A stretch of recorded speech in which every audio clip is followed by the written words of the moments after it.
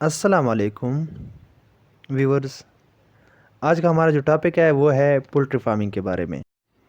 Poultry کا definition یہ ہے کہ poultry are the ڈومیسٹیکیٹڈ birds kept by human for their eggs meat and other purpose. دیکھیں، اب ہمارے ذہن میں ایک ہی سوال آتا ہے کہ یار پولٹری میں صرف چکن آتے ہیں؟ نہیں، پولٹری میں ڈکس بھی آتے ہیں، کویل بھی آتے ہیں، چکن بھی آتے ہیں، ٹرکیز بھی آتے ہیں، اس کے علاوہ اور کچھ بھی پرندے آتے ہیں، ٹھیک ہے۔ پولٹری، اب میں اس کی اہمیت کے بارے میں بتا رہا ہوں کہ اس کی کیا اہمیت ہے۔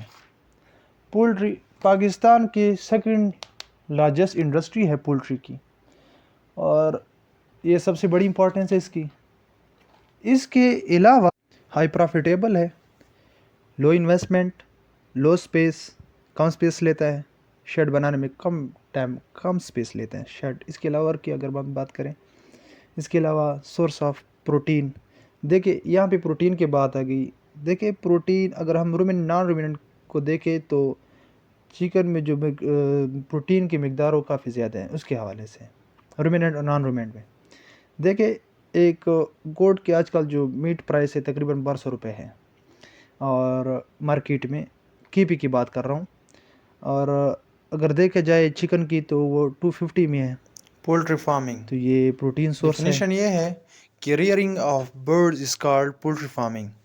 کمرشلی پولٹری فارمنگ کو 3 حصوں میں ڈیوائڈ کیا ہے: broiler, breeder and layer.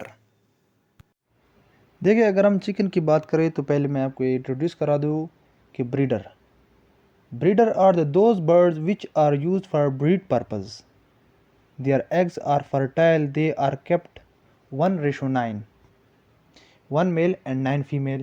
Broiler is any chicken which is used for meat purpose only۔ Broiler تیار کرنے میں، شیڈ تیار کرنے میں ڈے اولڈ چک سے لے کر شیڈ خالی کرنے تک تقریباً 40 دن لگتے ہیں۔ اس کے علاوہ اگر ہم لیئر کی بات کریں، لیئر جو ہم صرف ایگ ٹیبل کنزمپشن کے لیے ہم یوز کرتے ہیں۔